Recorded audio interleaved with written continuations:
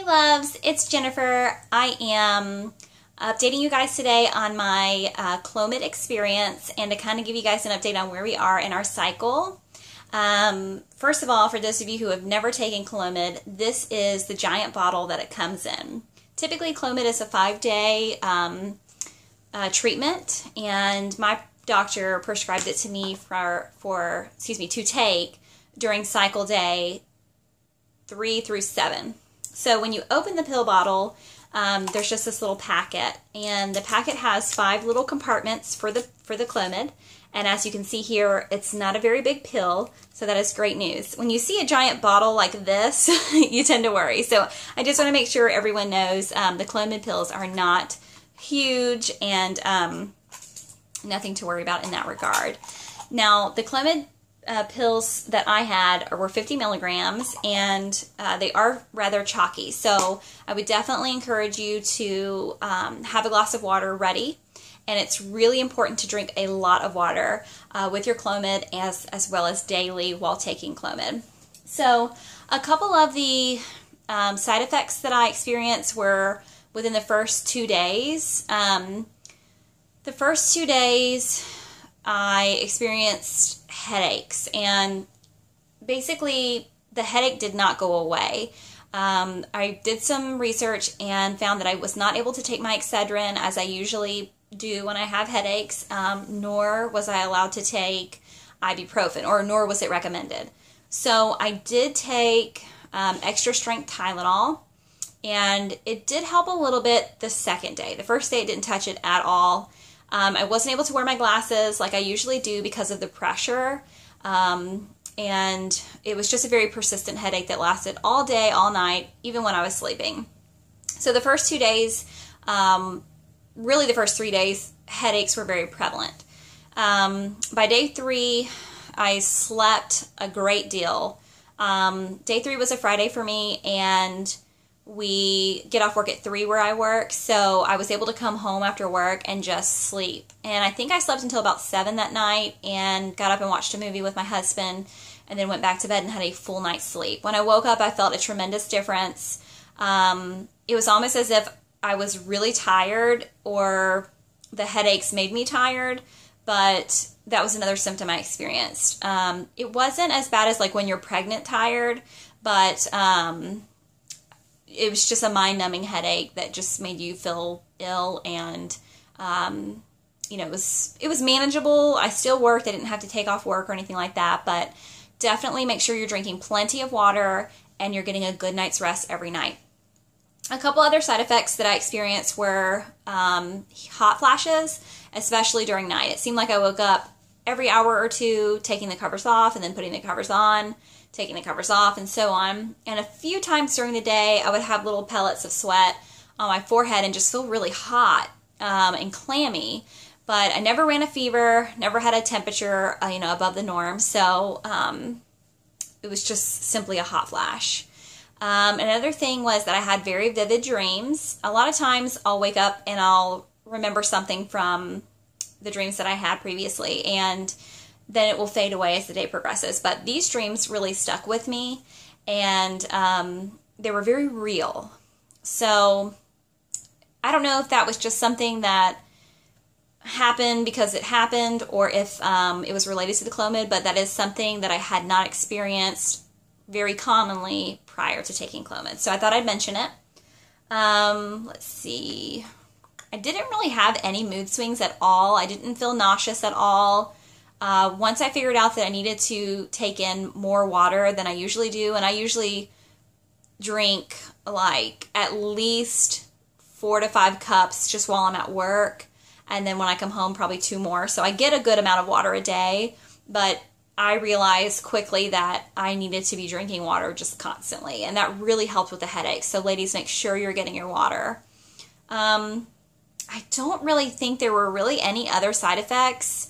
I did have some mild cramping on the first and second day, but I was also still on my flow. So that could have still been just leftover cramps from that. So that's really all that I can think of at this time. So I hope that information is helpful. I do want to ask you guys a couple questions. If anybody out there, and the reason why I'm asking, just to back up, is because I can't find any YouTube videos on people who have been on birth control to help with endometriosis and other things going on in their uterus, and the birth control was successful, and then the month they came off birth control, they went on Chlomid to try to conceive. So I just wanted to know if anybody out there in the TTC community had that experience or a similar one or knows someone who did, because I'm just curious, you know, maybe some things to keep an eye out for, to expect, just any advice, really. I mean, we're all here in this TTC community for assistance and to offer help. So I just hope I can get some comments and some information from you guys, because any little bit of information is appreciated. So a couple of things I wanted to share with you. We are on cycle day 9, so I'm 2 days out from my Chlomid.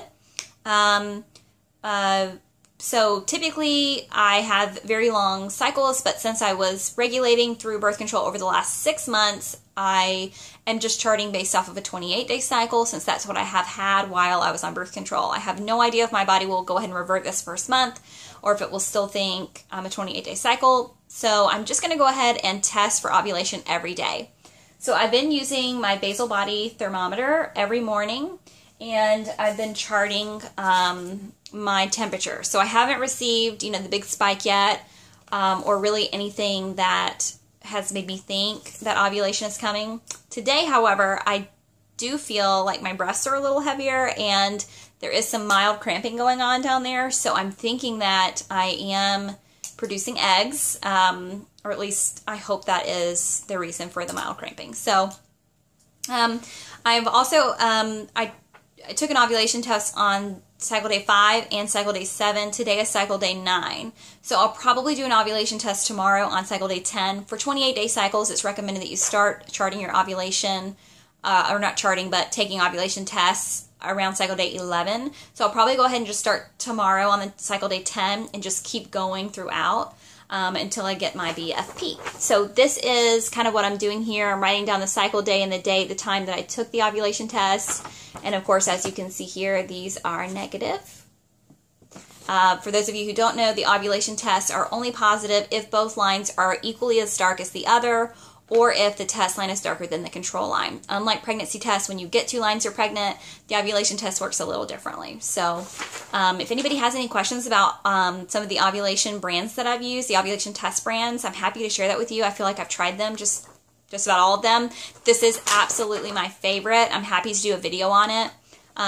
Great price, great product, and you don't have to squint to see the results. So easy to read, and that is what makes me happy.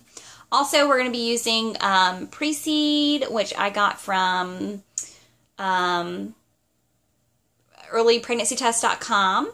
And this is actually the type that you can use with the applicator 15 minutes prior to BDing. But you can also just use this the traditional way. You don't have to use the applicator. So just so you ladies know, there is the option to use an applicator if you would like. It kind of takes the spontaneity out of things because you have to insert it, wait 15 minutes to then baby dance. But, you know, if you can work it out with your schedule, then it might work for you. But since I am on Chlomid, it can dry your cervical mucus, so this is super important.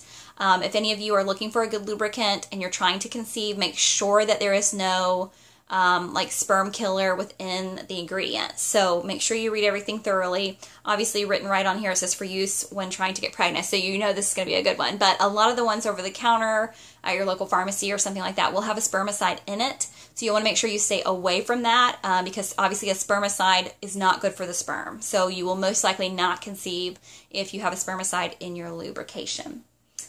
Okay, so that's really all I have today.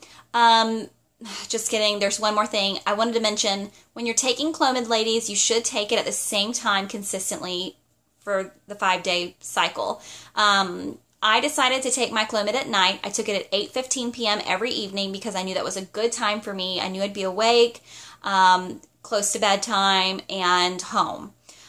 So those are things to consider. And I also thought I might have some pretty gnarly side effects from Chlomid, and I wanted to make sure that if I had some pretty bad side effects that I was home. So I thought if I could sleep through the side effects, that would be a good thing.